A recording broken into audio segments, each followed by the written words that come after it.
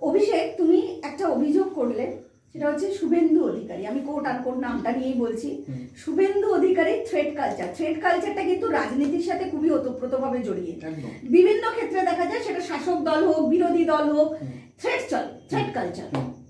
তুমিও থ্রেড পেয়েছো এবং কোট আনকোট শুভেন্দু অধিকারীর নাম নিয়েই তুমি বললে যে শুভেন্দু অধিকারীর তরফ থেকে। এই ঠিক বিষয়টা কি? দেখুন, আমার যখন এই বুলেট ডাবল একজন ছিল, ওনার শরীর খারাপ হয়েছিল, তো আমি বলেছিলাম যে ওনার মেডিকেল কন্ডিশন খুব খারাপ ছিল। পরে শুভেন্দু অধিকারী রেস্কিউ করে etcetera, what ever it is.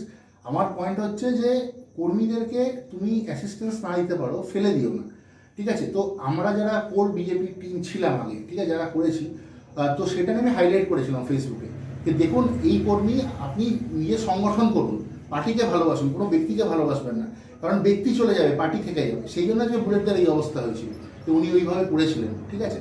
তো এই ব্যাপারটা নিয়ে উনি আমাকে ফোন করে তখন গরম টরম দেখায়। তুমি, আমি একটু ইন্টারাপ্ট করি, তুমি ওই পোস্টটা করেছিলে, তারপরে উনি ফোন করে একটু, হ্যাঁ উনি ফোন মানে করে কড়া স্বরে বলে, হ্যাঁ, এবং উনি ফেসবুকে উনি কড়া স্বরে না, উনি গরম দেখিয়েছিলেন, আমি ওনাকে গরম দেখিয়েছিলাম। কারণ এটা মনে রাখতে হবে, আমি ওনার মতো না, বা ওনার যেসব চেলা চামুন্ডা আছে আমি ওরকম না। আমি নিজের পয়সায় রাজনীতি করি, মাথা তুলে চলি। আমি উপগ্রহ না, ওনার আলোতে আমি আলোকিত না, আমার নিজের আলো আছে, ঠিক আছে? সেই জন্য উনি যেটা বলেছেন আমি ওনার কথা শুনেছি, আমি সব ডিসিশন নিয়ে ভেবে নিজে থেকে সাইড হয়ে গেছি, ঠিক আছে? তো ব্যাপারটা হচ্ছে খুব সিম্পল। ওনার দেখুন, যাই কেন, আমি তো এমন কোনো কথা বলিনি যেটা ওনার খারাপ লাগার কথা, বাট কথাটা ওনার গায়ে লেগেছে। কারণ কি, ওনার হয়তো অনেকগুলো ইনকাম সোর্স আছে যেখান থেকে উনি তুলতে, উনি হেল্প করতে পারতেন, কিন্তু মানুষটাকে ফেলে দিয়েছিলেন। আমার এটা খারাপ লেগেছিল, কারণ বিজেপির সিনিয়র লিডাররা প্রত্যেকবার যখন ইলেকশন আসে বা দরকার পড়ে, কর্মীদেরকে আমি আছি তো, এগিয়ে যাও, এই করে দাও, দিয়ে যখন দরকার পড়ে দেখবে ফোনটা সুইচ অফ পাবেন। বিজেপির এটা কালচার, ফোন সুইচ অফ হয়ে যায়, ইলেকশনের রেজাল্টের পরে ফোন সুইচ অফ হয়ে যায়। এবং এটা কি কারণ, তারা মানুষদেরকে আগে ঠেলে দেয়, নিজে তো সিকিউরিটি নিয়ে ঘরে, জেড ক্যাটাগরি, এই ক্যাটাগরি, গাড়ির কাজ তুলে জেড ক্যাটাগরি নিয়ে চলে যায়, কিন্তু ওনারা বোঝেন না যে ওনারা যে উস্কাচ্ছে। ওই জন্যই আমি বলি, দেখুন, আমার মিটিং মিছিল বা আমার সঙ্গে যে কথা বললাম, আমি কিন্তু আপনার সঙ্গে কোনো উস্কানিমূলক কথা বলিনি, কারণ আমার সংগঠন আমার কাছে আছে, তারা সেই ভোটটা আমাকে দেবে বা আমার পার্টিকে দেবে। কিন্তু আমি যদি কাউকে উস্কে দিই, সবার মাথা তো এক নয়। কে সেই উস্কানোটাকে অ্যাগ্রেসিভলি নেবে, দিয়ে বোমগুলি চালিয়ে দেবে, আর কে সে অগ্নিটাকে দুটো গালিগালাজ করে, সেটা আমার কন্ট্রোল নেই। সেই জন্য আমি অ্যাজ আ রেসপন্সিবল সিটিজেন সে কথাটাই বলবো, যাতে কোনো সোশ্যাল রায়ট বা মিসক্রিয়েন্টস না হয়, সেই কথাটা ভেবে তারা বলা উচিত। উনি যখন একটা কর্মী আমার মতো, যার সংগঠন আছে, দীর্ঘদিন ধরে বিজেপি করছে, উনি আমার থেকে বিজেপিতে জুনিয়র, উনি আমার পরে বিজেপিতে এসছে, আমার মতো যখন একটা মানুষ, শুভেন্দু অধিকারী অভিষেক চ্যাটার্জি থেকে বিজেপিতে, নিশ্চয়ই আমি ওনার থেকে একদম, আমি ওনার থেকে দীর্ঘদিন ধরে বিজেপি করেছি, আমার রেকর্ডস আছে, কারণ বিজেপিতে মেম্বারশিপ 3 বছর অন্তর রিনিউ হয়। উনি আমার থেকে পরে বিজেপিতে এসেছে, উনি জানেন না আমার ক্রেডিবিলিটি কি। উনি 100টা হতে পারে ওনার টাকার প্রতি, সেটা আলাদা ব্যাপার, আমার কোনো ইস্যু না, বাট উনি জানেন না আমি কি।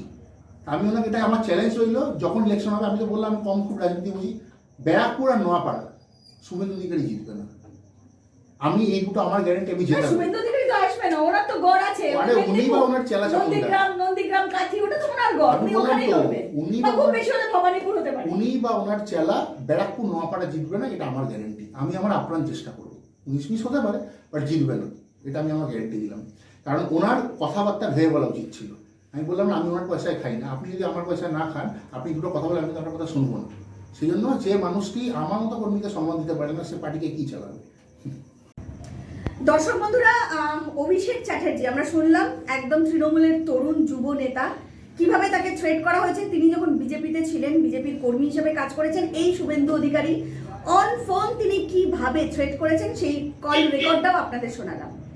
সুতরাং এবার আপনারাই শুনবেন, বিচার করবেন, এবং আমি জানি না আগামী দিনে ভোট বাক্সে কি হবে, পরিবর্তন হবে নাকি তৃণমূল কংগ্রেস আবার সংখ্যাগরিষ্ঠতা নিয়ে সরকার করবে। একটা পোস্ট করে পাঠিয়ে দিয়েছো। হ্যাঁ, আমাদের যত ব্যারাকপুরের জেলার নেতারা আছে, তারা সব এখানে সেটিং করে আছে দাদা।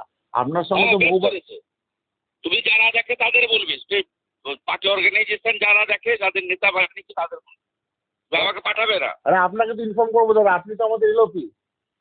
না, এলওপির কাজ এটা নয়। আপনাকে জানাবো না দাদা, তাহলে পার্টির এখান থেকে সেটিং করে।